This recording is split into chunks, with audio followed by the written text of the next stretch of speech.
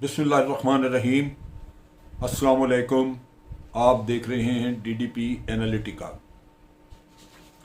आजकल आज़ाद कश्मीर में इलेक्शन की गहमागामी है और इस गहमागामी में पॉलिटिकल पार्टीज़, उनके लीडर्स मुख्तलिफ रैलीज़, मुख्तलिफ जलसे जुलूस एड्रेस कर रहे हैं और लगता है कि एक इलेक्शन की कैंपेन जो है वो आए हर गुजरते दिन के साथ वो ज़ोर पकड़ती जा रही है। जो लोग वहाँ पे रिप्रेजेंट कर रहे हैं अपनी पार्टीज़ को, जिनका हमने जोश व खरोश देखा, उनमें सबसे पहले बिलावल जरदारी वो वहाँ पे मौजूद थे। वो एड्रेस करते रहे जलसे जुलूस और उसके बाद वो अब अमेरिका चले गए। इसके बाद मरीम नवाज़ वो वहाँ पे जलसे जुलूस को एड्रेस कर रही हैं अपनी पार्टी की तरफ से। उनके पार्टी के सदर शहबाज शरीफ वो नज़र नहीं आ रहे, लेकिन ये कैंपेन चला रही हैं वहाँ पे। और पीटीआई की तरफ से अली अमीन गंडापुर जो कि गालिबन वज़ीर हैं यही गिलगित बल्तिस्तान और नॉर्दर्न एरिया और उसके साथ साथ कश्मीर वगैरह के अमूर के, वो वहाँ पे कैंपेनिंग करते नज़र आते हैं। अफसोस की बात यह है कि इनकी कैंपेन में कतन कोई ऐसी बात नहीं जिसकी रेलेवेंस ख़ास कश्मीर से हो। कश्मीर से रेलेवेंस का मतलब ये है कि आप कश्मीर के अंदर मसाइल मौजूद हैं, इंफ्रास्ट्रक्चर के मसाइल हैं या उनके खुराक के, वाटर सप्लाई के या और इशूज़ जो कि सिविक फैसिलिटीज़ वगैरह से रिलेटेड होते हैं वो बेशुमार हैं। तो उनके ऊपर बात करनी, ख़ास तौर पे पीएमएलएन को आप देखें तो 5 साल से उनकी हुकूमत है वहाँ पे। सो आपने अपनी परफॉर्मेंस की बात करनी है कि क्या परफॉर्मेंस है मेरी और मेरी पार्टी की परफॉर्मेंस क्या है, आगे हम क्या करेंगे। इसी तरह उससे पहले पीपल्स पार्टी रही है, वो भी अपनी परफॉर्मेंस की बात करे या वहाँ के उनके वेलफेयर की बात करे, पीटीआई भी वही करे, लेकिन वो नहीं है।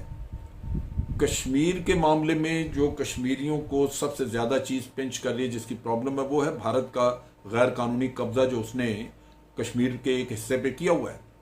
उसके बारे में बात, उन कश्मीरियों के लिए क्या पैगाम है, उनके लिए क्या हमदर्दियाँ आपके पास, कश्मीर के मसले को हल करने के लिए आपके पास क्या तजावीज़ हैं, आप लोगों को मुतहर्रिक करना चाहते हैं, ऐसी कोई बात नहीं।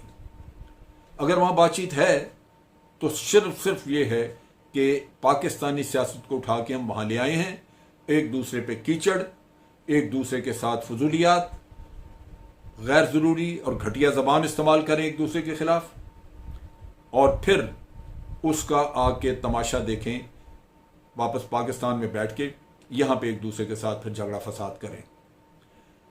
जो आज का पॉलिटिकल सीन है, इसने हमारे मुल्क में बिल्कुल पिछले 3 साल जो इनके पीटीआई के थे, उनके तो अपोजिशन पार्टीज़ ने मुकम्मल ज़ाया की हैं, क्योंकि पार्लियामेंट में काम करने के बजाय ये फजूलियात बाहर जाके बोलते नहीं, यानी ये कि ये एजेंडा के इसको हटा दो, इसको हटा दो।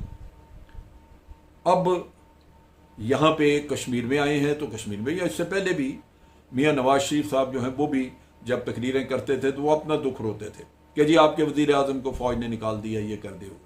भाई ये आपका दुख है, लोगों का नहीं है। लोगों को तो अपने मसाइल हैं, उस पर बात करो, उस पर बात नहीं करनी। अब जो मसला हुआ वो ये था कि इन पॉलिटिकल पार्टीज़ ने आज सेनेट में शोर मचाया और शोर मचाने की वजह यह थी कि अली अमीन गंडापुर जो हैं उन्होंने कश्मीर में जो तकरीरें की, उसमें एक तकरीर में उन्होंने भुट्टो को गद्दार कहा और दूसरी तरफ नवाज शरीफ को चोर कहा। बात यह है कि हम लोग इन चीज़ों पे बड़े सेंसिटिव हैं। चोरी करे कोई तब भी उसको चोर नहीं कह सकते, गद्दारी कोई करे तो उसको गद्दार नहीं कह सकते। और वही हुआ जब सेनेट में बहस हुई तो रज़ा रब्बानी साहब ने तकरीर की, उन्होंने कहा कि हमें किसी से कोई सर्टिफिकेट नहीं लेना वफादारी का, और ये भी उन्होंने कहा कि हमें रावलपिंडी से सर्टिफिकेट नहीं लेना। हमसे पूछे कोई कि रावलपिंडी कहाँ से आ गया भाई। यही इसी किस्म की बातें मरियम ने भी वहाँ पे की। उसने कहा ये जो इमरान खान है इसको सिलेक्टर लेके आ गए और सिलेक्शन गलत हो गई, ये हो गया, वो हो गया। आप अपनी तरफ तो देखें, आप क्या हैं, आपके पल्ले सवाए झूठ के और है क्या। अब वो हैं जिन्होंने जाली कागजात, एफिडेविट और जाली डॉक्यूमेंट सुप्रीम कोर्ट में दी थी। कभी अंदर तो झांक के देखें कि आप हैं क्या। असल दुख तो पाकिस्तान की आवाम का है कि जिनको कोई आज लीडर नहीं मिला आज दिन तक, जिनको सब कचरा मिला हुआ है। आप इनको कचरा कहें तो इनको बड़ा बुरा लगेगा, लेकिन इनके काम देख लें। अब जहां तक गद्दार का ताल्लुक है, आज रजा रब्बानी साहब, मोहतरमा शीर रहमान वगैरह, इनको शहर रहमान बड़ा आज इस पर नाराज हुई। नाराज ठीक है, उनके जज्बात होंगे, लेकिन असल चीज़ यह है कि ये खुद भी तो यही कुछ कहते रहे हैं। जहाँ तक जुल्फ़िकार अली भुट्टो का ताल्लुक है, बहुत सारे लोग, बहुत सारे फॉरनर्स हमें कहते रहे हैं कि जनाब आप भुट्टो को कुछ कहते हैं जी, सब बड़ा डेमोक्रेट था और बड़ी डेमोक्रेसी। पहले तो वो 8 साल डिक्टेटर के साथ ही रहे, और फिर अगर इतना डेमोक्रेसी के वो दिलदादा थे तो मुजीबुर रहमान को हुकूमत क्यों नहीं दे दी उसने? जब वो जीता था, इलेक्शन जीते तो उनको दे देते, फसाद ही खत्म हो जाता है, लेकिन नहीं दी। और फिर यहां पे आप देखिए एक दूसरे को, जब नवाज शरीफ साहब का दौर था, नवाज शरीफ साहब ने बेनज़ीर को कहा कि ये सिक्योरिटी रिस्क है, ये गद्दार है, क्योंकि उन्होंने कोई लिस्ट का कहा जाता था कि भारत को दे दिया उन्होंने कुछ लोगों की। फिर जरदारी ने नवाज शरीफ साहब को कहा कि ये सिक्योरिटी रिस्क हैं बहुत बड़े, ये पंजाब को भारतीय पंजाब के साथ मिलाना चाहते हैं। नवाज शरीफ साहब ने तो खुद भी कई ऐसे काम किए जिनसे लगता था कि वो पाकिस्तान से ज़्यादा उनको भारत से हमदर्दी है। वो कई दफ़ा तो ये लगता था कि वो पाकिस्तान के नहीं, भारत के वज़ीर आज़म हैं। फिर ये नारा बिलावल ने लगाया था कि मोदी का जो यार है गद्दार है, गद्दार है, किसी और ने तो नहीं कहा। तो अपने गिरमान में नहीं झांक रहे, क्योंकि पीपल्स पार्टी तो सब वो इनको गद्दार कहती रही है, एक दूसरे को सारी ये गद्दार कहते रहे हैं। ये तो आवाम ने फैसला करना कि गद्दार हैं या नहीं है। लेकिन इसके अलावा एक चीज़ जो मैं और क्लैरिफाई करना चाहता हूं, वो ये कि सेनेट में जब बात हुई तो बार बार ये कहा गया कि जी वो 90,000 कैदी छुड़ा के जो लेके आया उसको आप गद्दार कह रहे हैं। और 90,000 कैदी का ये कि 90,000 फौजी, 90,000 कैदियों में 26,000 फौजी थे, बाकी तमाम सिविलियंस थे। और वो लोग थे जो वहाँ पे बैंकों की ब्रांचों में काम कर रहे थे, रेलवेज में काम कर रहे थे, गवर्नमेंट के दूसरे ऑफिसेज वगैरह में लोग थे, उनके फैमिली मेंबर्स वगैरह थे। उस वक्त तो वो मशरकी पाकिस्तान था, तो लोग यहाँ से कारोबार भी वहाँ करते थे, यहाँ से जाके नौकरियाँ भी करते थे, सब कुछ है, ट्रांसफ़र होती थी लोगों की वहाँ पे। तो ये कौम पे एहसान किया, और भुट्टो साहब उसके बदले में कश्मीर के कागज़ पे दस्तखत कर आए कि अब ये 2 तरफा मामला होगा। कैदी कोई मुल्क सारी जिंदगी नहीं रख सकता, एक तो उनके ऊपर उनके खजाने पे बोझ, और दूसरी तरफ ये है कि ये एक इखलाकी मामला है। जंग खत्म हो जाती है तो कैदी जरूर एक दूसरे के वापस किए जाते हैं। भुट्टो साहब वापस ना लाते तो भारत क्या 6 महीने और रख लेता? कितना रख सकता था? अगर प्रेशर लाने की जरूरत थी तो वो यूनाइटेड नेशन के जरिए लाने की जरूरत थी, इंटरनेशनल डिप्लोमेसी के जरिए लाने की जरूरत थी कि भारत को कहीं कैदी छोड़े, नॉन कंडीशनल।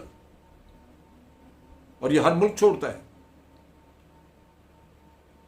आप उस चीज को एहसान बना के तो पूरी कौम को रगड़ा दे रहे हैं। तो ये वो चीज है जो कि अगर जाहिल लोग खड़े हो जाएं, जैसे कि वहां पे मैं दोहराना नहीं चाहता, जो गफूर हैदरी साहब ने रिमार्क्स वहां पे दिए, वो उनकी जहालत का जीता जागता मुंह बोलता सबूत था कि जिस शख्स को ना तारीख पता, ना उसने कभी किताब पढ़ के देखी हो, वो सिर्फ सर पे तप्पड़ बांध के तो वो असेंबली में और इधर उधर आके सेनेट में मज़े मौजे मारते रहे हों। उनको क्या ज़रूरत है पढ़ने पढ़ाने की, ये मुल्क के मामलात में कोई सूझबूझ इस्तेमाल करने की, जब उनको वो दीनी मदारस वाले उनका सिलसिला चला चलू के उनको आगे भेज देते हैं, तो और क्या चाहिए उनको। तो जहालत टपक रही थी इनकी गुफ्तगू से। अफसोस हुआ सुन के कि ये इस तरह की सियासत कश्मीर में, खुदारा आप जाएं, कश्मीरियों के मसाइल की बात करें, कश्मीरियों की फलाह बहबूद की बात करें, वहाँ पे अपने तमाशे, खेल तमाशे और अपने जो बेकार हैं, जिनकी कोई वक़्त नहीं है, जो किसी काम के नहीं है, उनको यहाँ रखें पाकिस्तान में। तो आज की गंदी सियासत में मैं थोड़ा सा जो अपना तबसरा देना चाहता था, वो सिर्फ इसलिए कि पाकिस्तान के अवाम देखें कि ये सियासतदान जो हैं वो क्या कर रहे हैं। कश्मीर में जाके भी वही गंद घोल रहे हैं जो यहाँ घोलते हैं। अल्लाह ताला इनको अकल दे, और अवाम को चाहिए कि वो भी अपने नुमाइंदे चुनते वक्त कुछ ख्याल रखें कि ऐसे लोगों को चुनाव किया जाए जो मुल्क के और कौम के हमदर्द हों, जो काम कर सकें, जिनको हमने साल साल से देखा है कि वो सिर्फ अपनी ज़ात से आगे नहीं जाते, उनको क्यों आप वोट देते हैं। तो ये चीज़ देखने के लायक है। आज के लिए इतना ही। अफवाज पाकिस्तान जिंदाबाद, पाकिस्तान पाइंदाबाद।